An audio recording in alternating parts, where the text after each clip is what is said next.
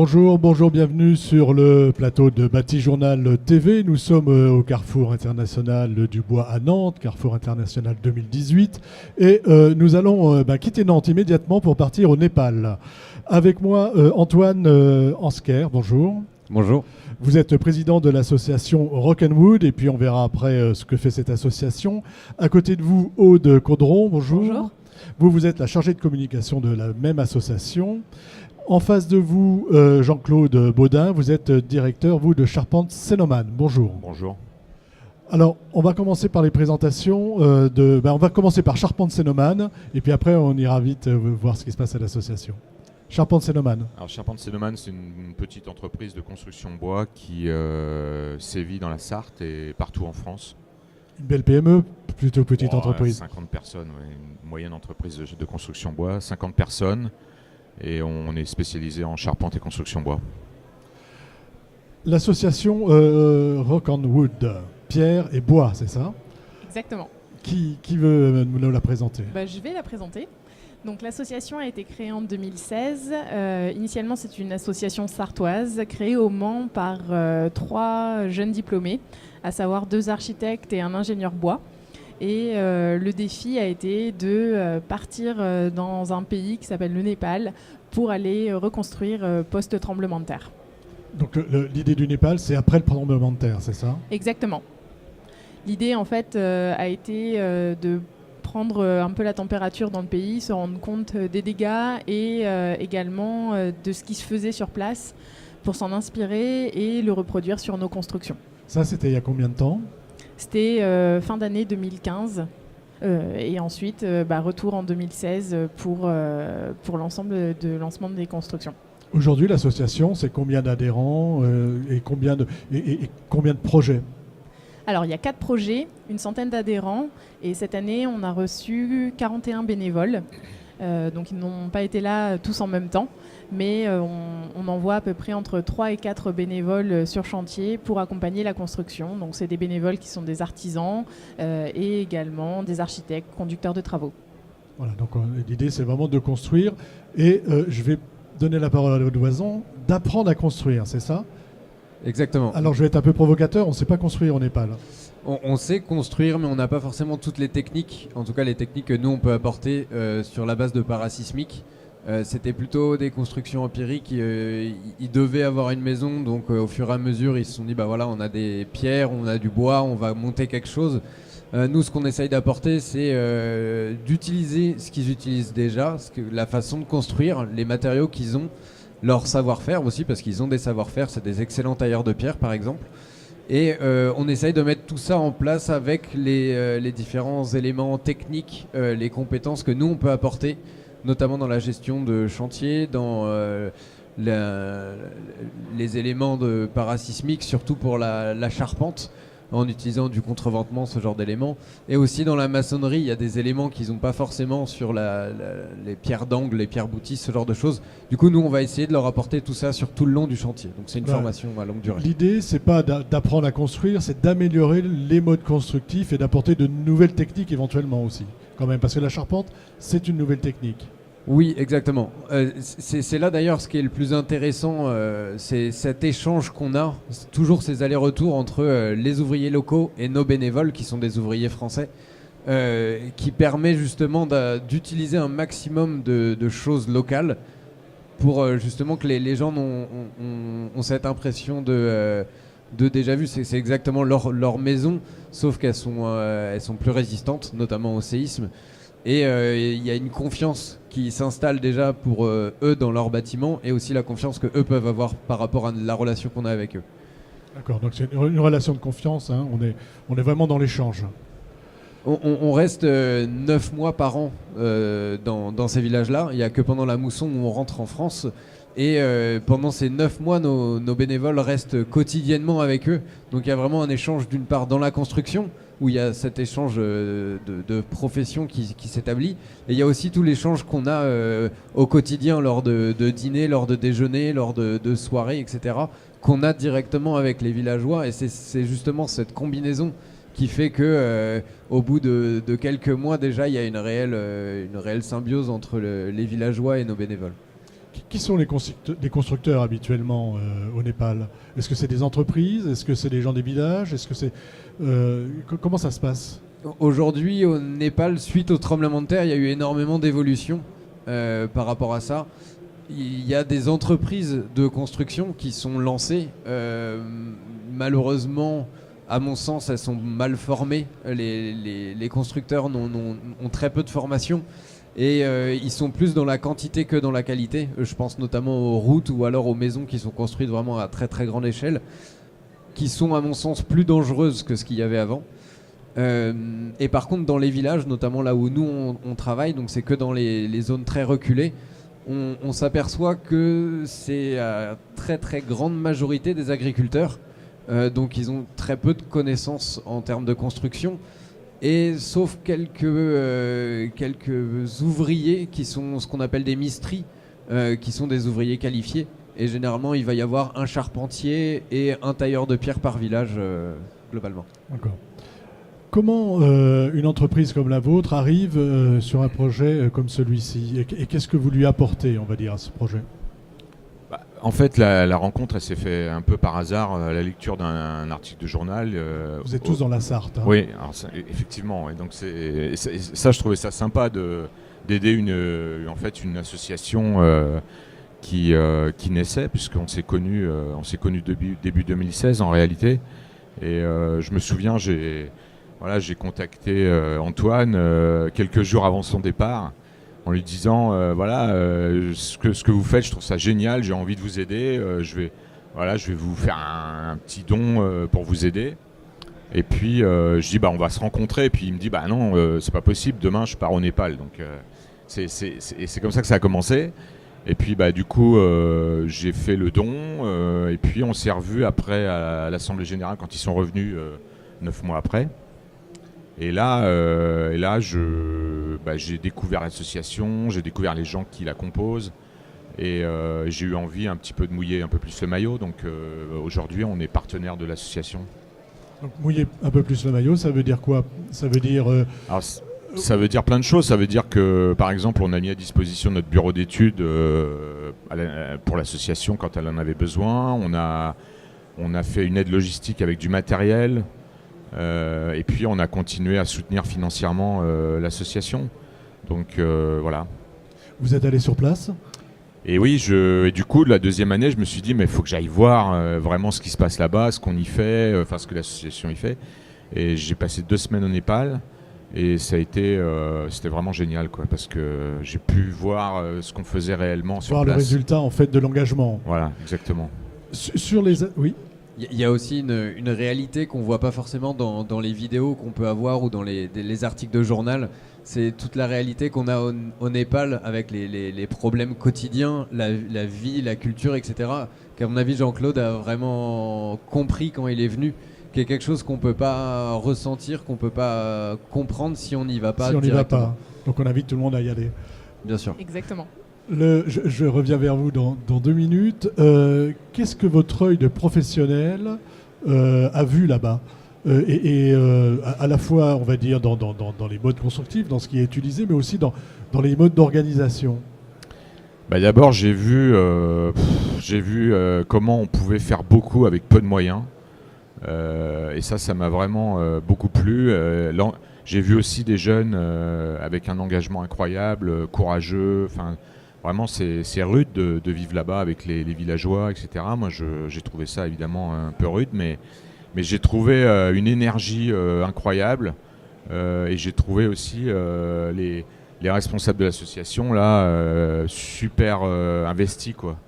Et ça fait un bien fou, quoi. Quand on voit tout ça et quand on revient en France, on a envie on se demande quand est-ce qu'on va retourner au Népal, en fait. D'accord. Et alors, d'un point de vue plus professionnel, eh bien, je pense que j'ai réfléchi avec Antoine, le responsable de l'association, là, par exemple, à des problématiques auxquelles ils n'avaient pas forcément pensé. Et c'est, par exemple, sur la sécurité du travail. Moi, en tant que responsable des chefs d'entreprise, c'est vraiment un sujet qui est au cœur de mes préoccupations. Et du coup, en arrivant là-bas et en voyant un petit peu comment on était organisé, je me suis dit, oulala, faut vraiment que... Il y a un effort à faire là-dessus. Ouais, il y a Donc vraiment- là, vous apportez votre compétence, votre œil sur la sécurité. Absolument. Ça se concrétise comment ?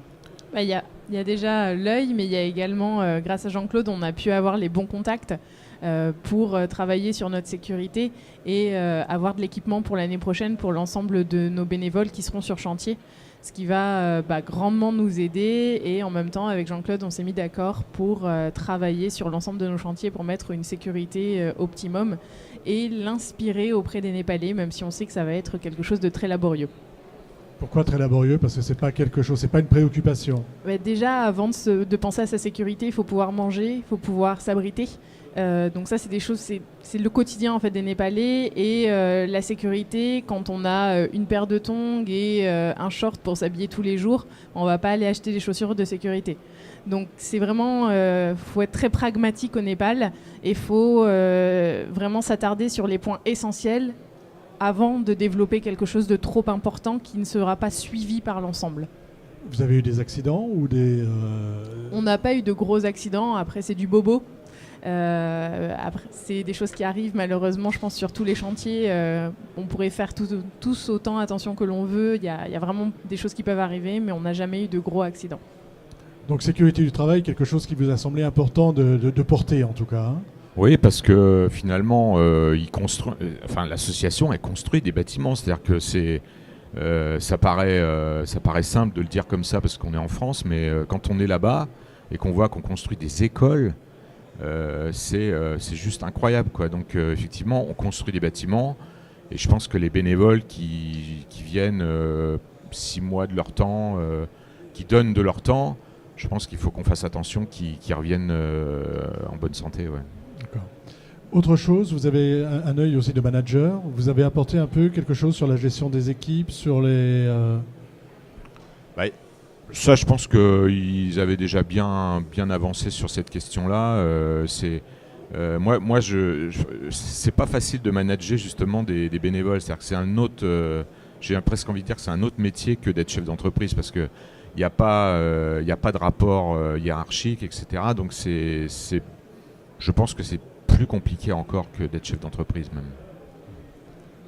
L'avantage aussi d'avoir beaucoup discuté avec Jean-Claude quand il est venu sur place, qu'il a pu voir les équipes, c'est cet échange qu'on a pu avoir assez régulièrement entre la gestion de l'entreprise, la gestion de l'association, comment Jean-Claude, les différentes idées que lui pouvait avoir autour de certains sujets. Et à chaque fois, c'est un petit peu l'esprit de l'association aussi, c'est que chacun peut apporter sa pierre à l'édifice, chacun, à force de discussion, de dialogue, fait que l'association grandit, l'association évolue, et du coup c'est tout ce genre de discussion qui ramène du plus à chaque fois. Alors on va parler un peu des projets, on va parler un peu technique quand même. Vous-même vous êtes architecte ? Oui. Donc j'imagine que vous avez réfléchi, dessiné un peu ces projets, et que vous avez réfléchi à cet aspect parasismique très important là-bas. Expliquez-moi un peu comment, en tant qu'architecte, vous avez abordé les 4 ouvrages que vous êtes en train de construire. Au lancement de l'association, on a créé quelque chose qui aujourd'hui est quelque chose qu'on revient toujours, c'est l'observation, l'analyse et la conception. Quand on est arrivé sur place avec Michel, un architecte, et Gauthier, un ingénieur bois, on a eu une phase de 3 mois où on est juste allé dans les villages et on a regardé, on a discuté avec eux, on s'est imprégné un petit peu de comment ils pouvaient construire, comment ils pouvaient... Comment ils imaginaient les choses, et aussi qu'est-ce qu'ils avaient sur place. Après ça, on a commencé à se dire quels sont leurs besoins, quelles sont les lacunes qu'ils peuvent avoir, qu'est-ce qu'on peut apporter. Et c'est à ce moment-là où on a commencé à avoir cette conception. Et d'ailleurs, l'échange qu'on a pu avoir avec Gauthier, qui est ingénieur, a été assez constructif. Sans jeu de mots, mais parce que justement on arrivait directement à un objet constructible, et toute cette phase-là a été faite directement avec les villageois locaux et avec par exemple le principal de l'école, ou alors les parents d'élèves, ou même des élèves, pour justement que directement les acteurs, les futurs acteurs locaux s'imprègnent directement du lieu. Et une fois qu'on avait tout ça, on a justement regardé les différentes normes locales. Notamment, ils utilisent l'IBC, l'Indian Building Code, qui est très différent de l'Eurocode, mais qui se rejoint sur certains points. Et en mélangeant notre partie conception, les différents éléments qu'on pouvait avoir sur place, comme les matériaux, les savoir-faire, etc., et les normes de construction, là on a pu commencer à se lancer dans le projet construit. Voilà. Donc on est sur on va dire un rez-de-chaussée en pierre, c'est ça, hein, et ensuite une ossature, poteau-poutre, bois et une charpente. C'est ça. Après, nous, on a 4 chantiers aujourd'hui dans 4 districts différents. À chaque fois, on utilise donc les matériaux locaux et en fonction du terrain et des matériaux, on change un petit peu les systèmes constructifs. Je pense notamment à l'école de Gaillerie-Moody qui était notre première construction. C'est que de la pierre avec une charpente. Donc c'est que en plein pied. Donc un rez-de-chaussée en pierre avec une charpente bois et de l'ardoise en couverture. Et après, effectivement, comme le projet qu'on voit derrière, le projet de Lamjung, qui est un rez-de-chaussée en pierre et une ossature bois sur le dessus, remplissage torchis. Donc à chaque fois, ouais, on essaye de s'imprégner de ce qu'ils avaient sur place en l'améliorant. Alors, on va terminer avec vous. On va faire un appel aux dons, un appel aux bonnes âmes, enfin surtout aux bénévoles. Expliquez-nous de quoi vous avez besoin. Comment ça fonctionne pour vous rejoindre, pour passer 6 mois au Népal pour aider les gens à travailler et à se former? Alors, l'une des choses dont on a le plus besoin, c'est de l'argent aujourd'hui. Comme chacune des entreprises, nous, on est une association, on a besoin d'argent pour pouvoir fonctionner, pour pouvoir financer nos matériaux et pour pouvoir financer aussi le fonctionnement de l'association. Donc ça, c'est une première chose. Et pour faire fonctionner, une fois qu'on a l'argent, on a besoin de bénévoles super motivés, formés également. On ne prend que des personnes qui sont artisans de métier ou qui ont une formation d'architecte ou de conducteur de travaux. Ça, c'est vraiment quelque chose d'indispensable. Pour postuler, c'est très simple. Il suffit d'aller sur notre site internet, donc www.rockandwood.fr, et de se rendre sur la page Devenir bénévole. Voilà. Et pour les dons, c'est la même chose. J'imagine qu'en allant voir sur votre site internet, on va retrouver toutes les informations. C'est ça, exactement. Sur cet engagement, un petit, est-ce que des salariés de chez vous ont envie d'y aller? Est-ce que ça donne envie? On a vu que ça donnait envie, mais est-ce que ça donne envie d'y passer 6 mois, par exemple? Personnellement, ça serait difficile pour moi, mais oui, je crois vraiment que, en tout cas, j'en parle autour de moi et ça peut donner des envies. Il y a un point que je voudrais soulever là par rapport aux dons, parce que je connais bien ça maintenant dans l'association. Et c'est assez rare. Donc je pense qu'il faut le signaler, c'est-à-dire que si on donne 100 € à cette association, il y a moins d'1 euro qui est consacré au fonctionnement de l'association. Donc ça, il faut bien avoir ça en mémoire, parce que j'ai pu le vérifier moi, c'est-à-dire que tout ce qu'on donne, c'est directement injecté sur les chantiers et pour les chantiers.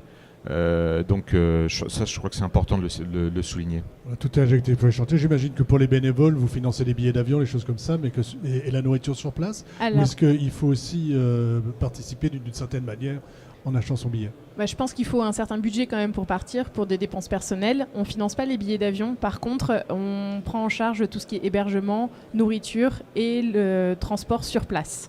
Comme ça permet d'avoir une expérience à moindre coût. Par contre, on ne peut pas encore prendre les billets d'avion à notre charge. Ok. Une conclusion. Je vous laisse le mot de la fin.